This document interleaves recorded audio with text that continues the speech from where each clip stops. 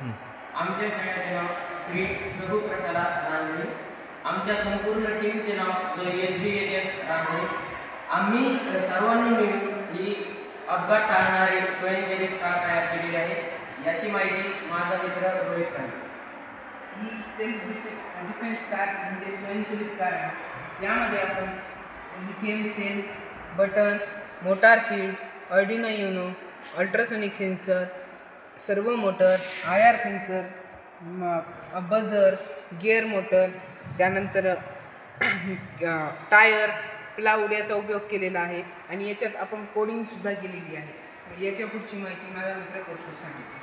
ही car जसे की आता आपण पाहतो की आता जे 80% अपघात आपण पाहतो की काही लोक ड्रिंक करून गाडी चालवतात, तर त्या गाडी चालवण्यामुळे खूप जास्त अपघात होतात.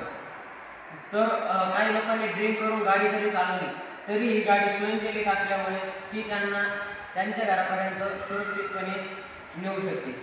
काही माणसं वयोवृद्ध असतात ज्यांना की कार चालवता येत नाही, चांगल्या प्रकारे हँडल घालता येत नाही, तर त्यांच्यासाठी सुद्धा ही कार खूप महत्त्वाची आणि उपयोगी ठरू शकते. याची पुढील माहिती माझा मित्र महेश यांनी. वाहतुकीचे उद्योग, कामगार, सर्वसामान्य जनता व समाज यासाठी ही कार उपयोगी ठरू शकते. आताच्या ऑनलाईन युगमध्ये फ्लिपकार्ट, ॲमेझॉन, मिशो यांमार्फत होम डिलेवरी होत आहे. या होम डिलेवरीसाठी ही कार गरजेची ठरते आणि यांमार्फत आपण फूड डिलेवरी पण करू शकतो. यापुढे माहिती माझा मित्र धीरज सांगेल.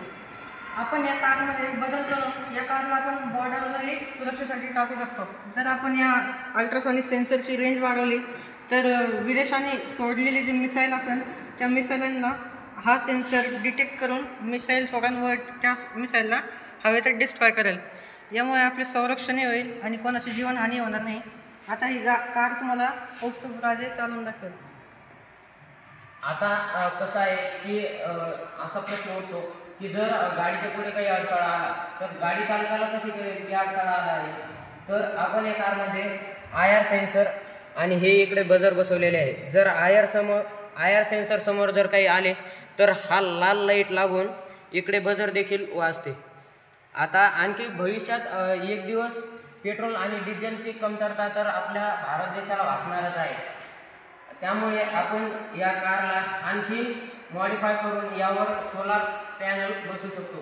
सोलार पॅनल बसवल्यामुळे जोपर्यंत गाडी उन्हात चालते तोपर्यंत ती सोलारवर चालणार व ती जेव्हा सावली जाईल किंवा जेव्हा रात्रीचा प्रवास करायचा असेल त्यावेळेस तेव्हा आपण त्याला बॅटरी टाकून की जसे उन्हात गेले की ती सोलारवर चालणार आणि तसेच तिच्यात चार्जिंग देखील होणार. आता मी तुम्हाला ही कार चालू करून